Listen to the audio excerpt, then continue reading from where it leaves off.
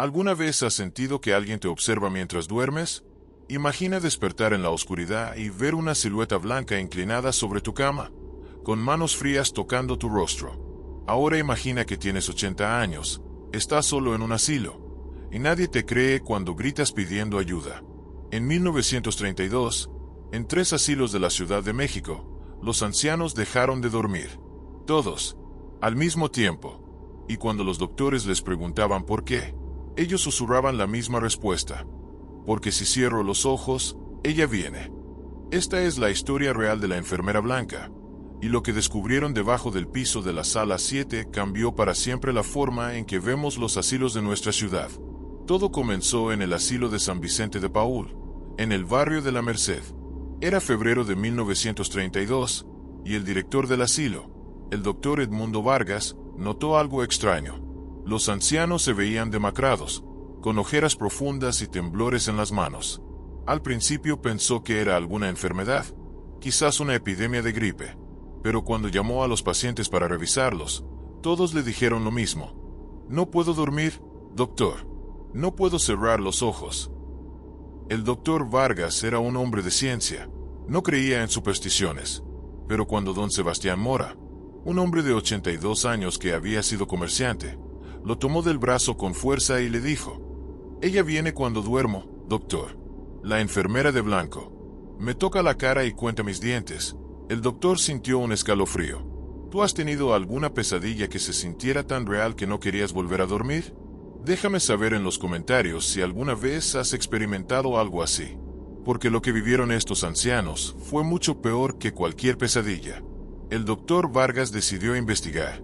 Habló con cada uno de los 30 ancianos del asilo. Todos, sin excepción, reportaban lo mismo. Una mujer vestida de enfermera, con un uniforme blanco antiguo y una cofia almidonada, se aparecía en sus habitaciones después de la medianoche. La describían igual, alta, delgada, con ojos oscuros que parecían huecos, y manos heladas como la muerte. Pero lo más perturbador era lo que hacía. Se inclinaba sobre ellos, les abría la boca con sus dedos fríos, y les contaba los dientes uno por uno, susurrando números en voz baja. Algunos ancianos decían que después les tocaba el pecho, como si estuviera buscando algo. Otros juraban que les revisaba las manos, estudiando cada arruga, cada mancha de la edad. El doctor Vargas pensó que era una alucinación colectiva, quizás causada por algún problema en el suministro de agua o en la comida. Mandó analizar todo. Los resultados llegaron limpios. Nada, ninguna sustancia extraña, ningún veneno, ninguna explicación médica. Los ancianos simplemente no dormían porque tenían miedo. Un miedo tan real, tan tangible, que preferían mantenerse despiertos hasta morir de agotamiento antes que cerrar los ojos. Pero entonces sucedió algo que cambió todo. Una mañana de marzo, doña Refugio Almonte, una mujer de 76 años que había sido costurera, no despertó. La encontraron en su cama, con los ojos abiertos de par en par, la boca también abierta en un grito silencioso. Y algo extraño, le faltaban 3 dientes. Los dientes de adelante, arrancados de raíz. El doctor Vargas llamó inmediatamente a las autoridades. Pensó que había sido un crimen, algún desalmado que había entrado al asilo para robarle las piezas de oro dental que doña Refugio tenía. Pero cuando revisaron el cuerpo, descubrieron algo imposible. Los dientes no habían sido arrancados con violencia. Las encías mostraban signos de extracción cuidadosa, casi quirúrgica, como si alguien con conocimiento médico los hubiera removido mientras ella dormía o estaba sedada. ¿De dónde nos estás viendo? ¿Vives en la Ciudad de México? Cuéntame en los comentarios si conoces alguno de estos asilos viejos, porque lo que voy a contarte ahora te va a poner la piel de gallina. Las autoridades investigaron durante semanas, interrogaron al personal, revisaron los registros, buscaron intrusos. Nada. No había señales de entrada forzada, ningún testigo, ninguna pista, pero los ancianos seguían sin dormir, y ahora, con más terror que nunca. Se lo dije, repetía don Sebastián. Ella cuenta los dientes porque se los quiere llevar. Los está eligiendo. El doctor Vargas no sabía qué pensar. Era un hombre educado, había estudiado en Europa. No podía aceptar que una aparición fantasmal estuviera aterrorizando a sus pacientes. decidió hacer guardias nocturnas. Él mismo se quedaría despierto, vigilando los pasillos, para atrapar a quien fuera que estuviera detrás de esto. La primera noche, no pasó nada. La segunda noche, tampoco. Pero la tercera noche, a las 2:30 de la madrugada, el doctor Vargas escuchó pasos. Pasos suaves, el sonido de zapatos con suela de goma contra el piso de mosaico. Venían del segundo piso, donde estaba la sala 7, la habitación comunal donde dormían 12 ancianos. El doctor subió corriendo las escaleras, con su lámpara de aceite en mano, y cuando llegó al pasillo, vio algo que nunca olvidaría. Al final del corredor, iluminada por la luz de la luna que entraba por la ventana, había una figura, una mujer vestida de enfermera, con un uniforme blanco que parecía brillar en la oscuridad. Estaba de espaldas a él, parada frente a la puerta de la sala 7. El doctor Vargas sintió que su corazón se detenía. «Oiga», gritó, «deténgase». La figura no se movió. No volteó. Simplemente empujó la puerta de la sala 7 y entró. El doctor corrió hacia ella, pero cuando llegó a la puerta y la abrió, la habitación estaba vacía. Bueno, no vacía. Los 12 ancianos estaban ahí, en sus camas, todos despiertos, todos mirándolo con ojos enormes llenos de terror. «¿La vio, doctor?», preguntó don Sebastián con voz temblorosa. «¿Vio a la enfermera blanca?». El doctor buscó por toda la habitación. No había nadie más. No había otro lugar donde esconderse. Las ventanas estaban cerradas con llave desde adentro. Era imposible que alguien hubiera salido. ¿Alguna vez has visto algo que no puedes explicar? ¿Algo que te hizo dudar de todo lo que creías saber sobre la realidad? Déjame saber en los comentarios, porque esta historia apenas está empezando. Al día siguiente, el doctor Vargas hizo algo radical. Decidió contactar a otros asilos de la ciudad para preguntar si habían experimentado algo similar. Y lo que descubrió lo dejó helado. En el asilo de la Divina Providencia, en Tacubaya, los ancianos también se negaban a dormir. Reportaban exactamente la misma aparición, una enfermera de blanco que venía por las noches a contarles los dientes. Y en el asilo de Nuestra Señora de los Desamparados, en Santa María la Ribera, había pasado algo peor. 3 ancianos habían muerto en el último mes, todos con los ojos abiertos, todos con dientes faltantes. Siempre los de adelante, siempre extraídos con precisión quirúrgica. Los 3 directores de los asilos se reunieron en secreto. No querían causar pánico público. La prensa de la época era sensacionalista, y si esta historia llegaba a los periódicos, podría arruinar la reputación de las instituciones y asustar a las familias que tenían a sus ancianos internados. Decidieron hacer su propia investigación. Contrataron a un investigador privado, un hombre llamado Ignacio Ferrer, que había trabajado resolviendo crímenes extraños en la ciudad. Ferrer era escéptico, no creía en fantasmas, pero le intrigaba el patrón. 3 asilos, misma descripción, misma metodología, mismos resultados. Ferrer comenzó investigando los registros históricos de los edificios, y ahí encontró la primera conexión real. Los 3 asilos habían sido construidos entre 1890 y 1895, durante el Porfiriato, y los 3 habían sido diseñados por el mismo arquitecto, un hombre llamado Gustavo Elizondo. Pero más importante aún, los 3 edificios habían servido como hospitales temporales durante la epidemia de tifoidea de 1896. Miles de personas murieron en esa epidemia, y los hospitales colapsaron. Necesitaban más espacio para los enfermos, así que estos asilos fueron convertidos en hospitales de emergencia. Ferrer siguió investigando. Buscó en los archivos de la Secretaría de Salud, en los periódicos viejos, en los registros municipales. Y finalmente encontró algo. Un artículo pequeño, enterrado en las páginas finales del Imparcial, del 15 de agosto de 1896. El titular decía: «Enfermera acusada de robo en Hospital de la Caridad». El artículo era breve.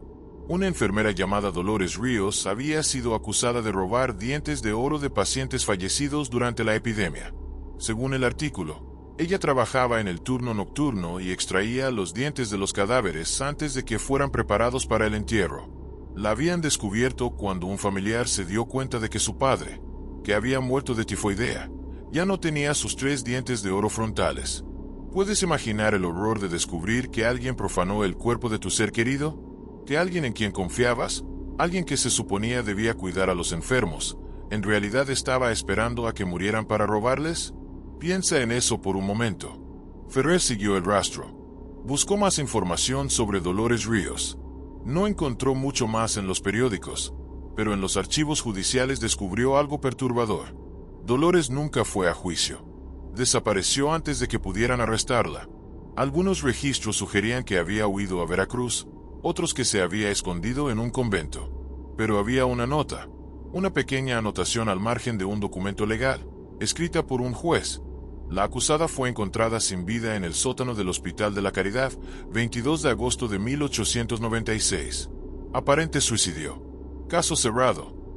El Hospital de la Caridad era precisamente el edificio que ahora albergaba el asilo de San Vicente de Paúl.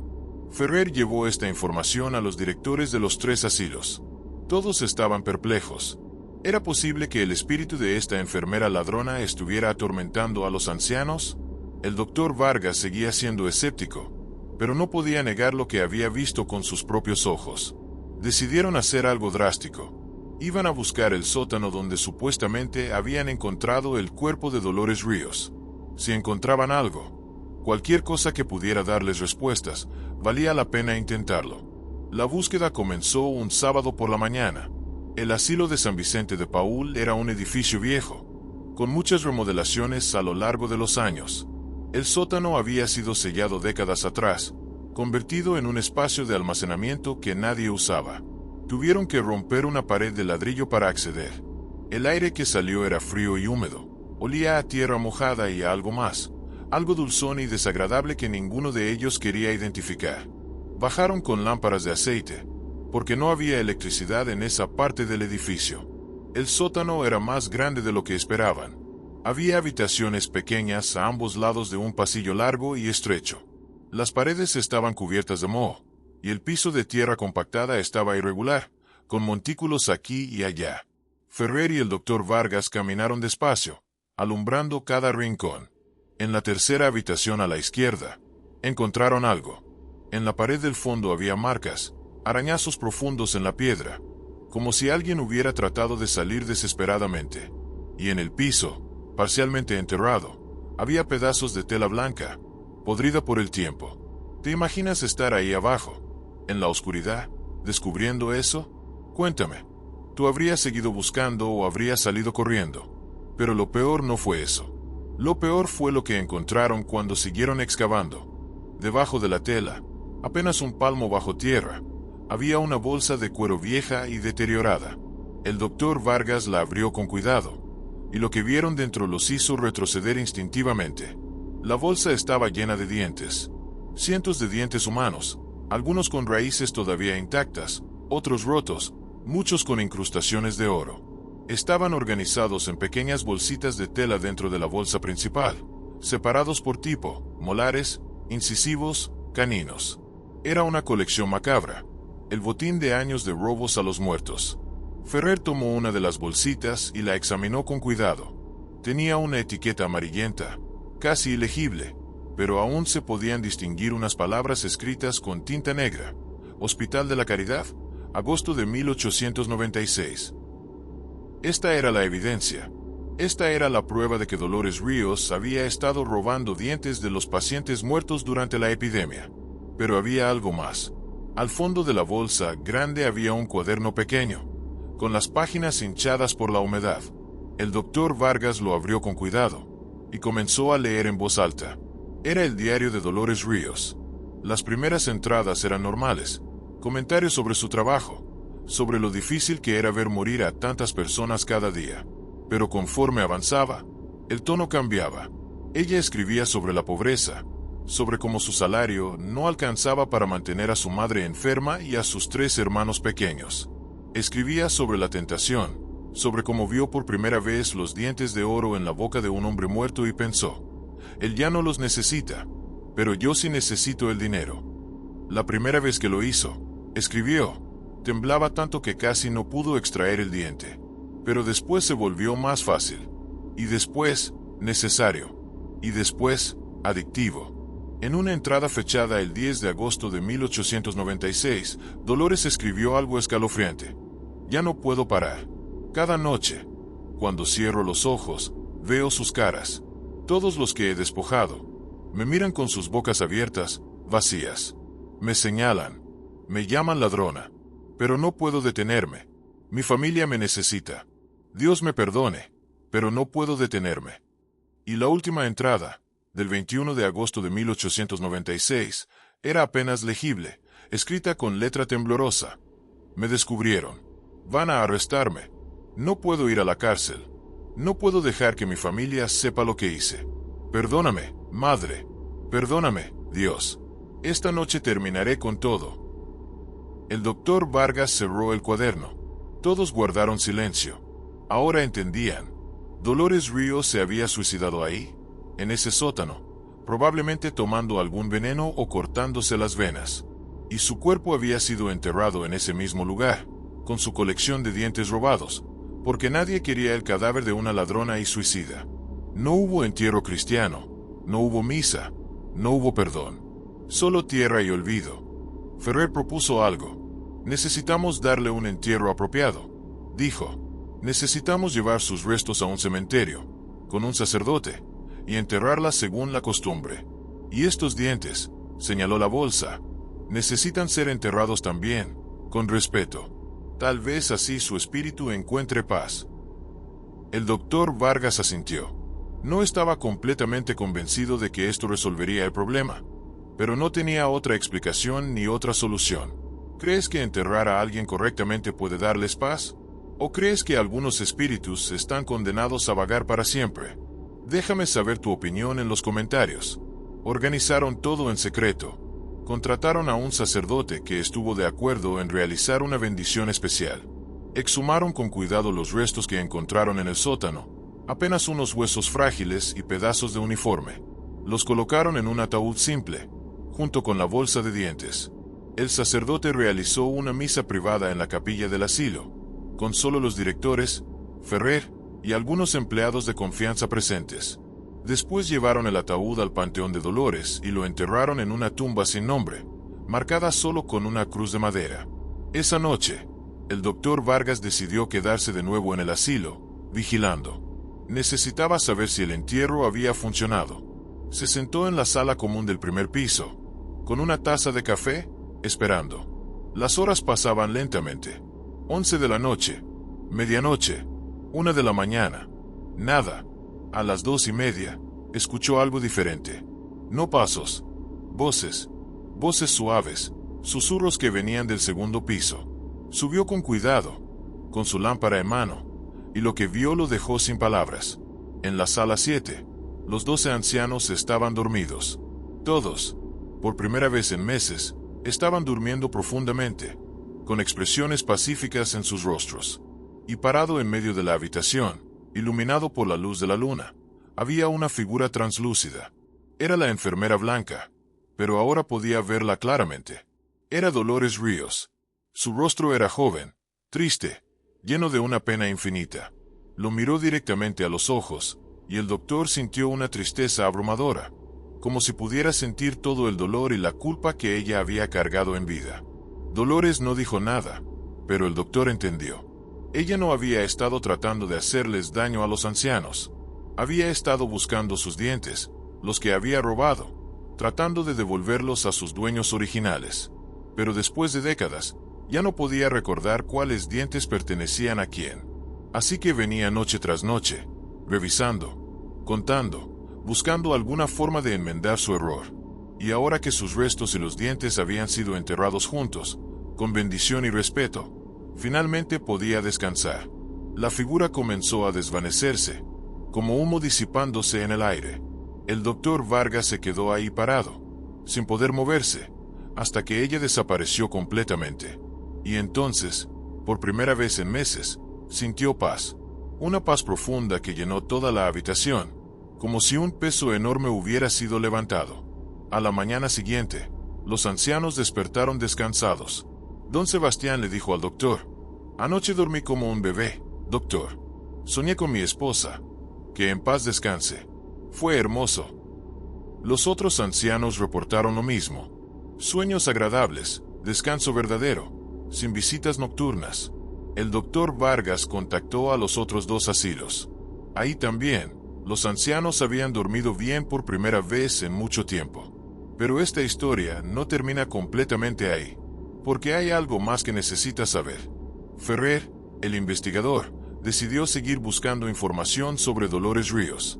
Quería saber más sobre ella, entender quién había sido realmente. Y lo que descubrió agregó otra capa de tristeza a esta historia ya de por sí trágica. Encontró registros de nacimiento, registros de escuela, documentos familiares.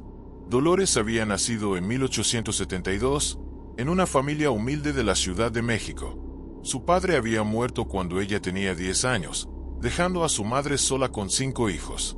Dolores, siendo la mayor, tuvo que dejar la escuela para trabajar, primero como empleada doméstica, después como ayudante en un hospital, y finalmente, después de años de esfuerzo, logró convertirse en enfermera. Había sido una buena enfermera, según los registros del hospital. Dedicada, cuidadosa, amable con los pacientes. Pero cuando la epidemia de tifoidea golpeó, su madre también se enfermó. Los tratamientos eran caros. Dolores gastó todos sus ahorros tratando de salvarla, pero no fue suficiente. Su madre murió en enero de 1896. Dolores quedó sola, responsable de sus 3 hermanos menores, con deudas que no podía pagar. Fue entonces cuando comenzó a robar los dientes. No por codicia, no por maldad, sino por desesperación, por amor a su familia. Pero el amor, cuando se tuerce, puede convertirse en algo oscuro. ¿Alguna vez has tenido que elegir entre hacer lo correcto y proteger a alguien que amas? Es una pregunta difícil, ¿verdad? Dolores eligió proteger a sus hermanos, pero el costo fue su alma. Ferrer encontró algo más. Después de la muerte de Dolores, sus 3 hermanos fueron enviados a un orfanato. Los registros muestran que los 3 murieron antes de cumplir 20 años. Uno de tuberculosis, otro de neumonía, el tercero en un accidente. Todo el sacrificio de Dolores, todos sus crímenes, todo su sufrimiento, no sirvió de nada. Sus hermanos murieron de todos modos, y ella quedó atrapada, vagando entre los mundos, tratando de enmendar lo que nunca podría ser enmendado. Los 3 asilos continuaron funcionando durante décadas después de estos eventos. El asilo de San Vicente de Paúl fue cerrado en 1965 y convertido en oficinas gubernamentales. El asilo de la Divina Providencia fue demolido en 1978 para construir un centro comercial. El asilo de Nuestra Señora de los Desamparados fue el único que sobrevivió, aunque ahora es un edificio de departamentos. Pero los que conocen la historia dicen que a veces, en las noches de luna llena, todavía se pueden escuchar pasos suaves en los pasillos vacíos. El doctor Edmundo Vargas escribió todo esto en un diario privado, que fue descubierto por su nieta en 1989, años después de su muerte.